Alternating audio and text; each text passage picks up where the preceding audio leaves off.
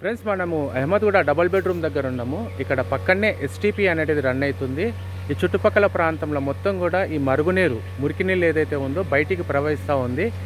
ఈ 7th black అనేది ఇక్కడ ఉంది. ఇక్కడ నివసిస్తున్న ప్రజలు వాళ్ళ పరిస్థితులు ఏంటిది, వాళ్ళు ఎలా బ్రతుకుతున్నారో కాస్త వాళ్ళని అడిగి తెలుసుకుందాము.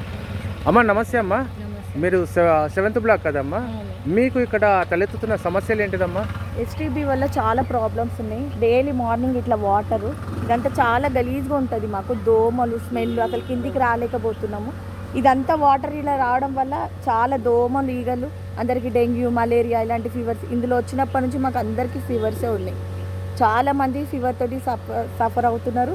ఇంకా ఈ ఎస్టీబీ ప్రాబ్లం చాలా రోజుల నుంచి అంటున్నాం కానీ ఎవరు పట్టించుకోవట్లేదు.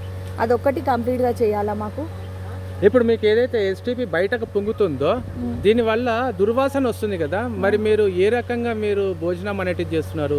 తినడానికి మీకు ఇబ్బంది అయితే లేదా? డోర్లు లాకే. ఇంకా ఇప్పుడు మేము బయటకు వచ్చి స్వేచ్ఛగా ఉండలేకపోతున్నాం. ఇక్కడ ఇంత నీట్గా ఉన్నా కానీ ఆ స్మెల్ ఎంతగానో. మీరు కూడా ఇప్పుడు నించున్నారు కదా, ఇప్పుడు నిలబడి ఉన్నా, మీకు కూడా ఎట్లా వస్తుంది? ఇట్లా రాలేక ఎప్పుడు డోర్లు లాక్ చేసుకోవాలా, జాబ్ నుంచి రాగానే డోర్లు లాక్ చేసుకోవాలా. ఇంట్లో ఉన్న రోజు పిల్లలను బయటికి రానివ్వద్దు. మేము అన్నీ లాక్ చేసుకొని ఇక్కడనే ఇంట్లోనే ఉంటున్నాం, బయటికి రావట్లేము.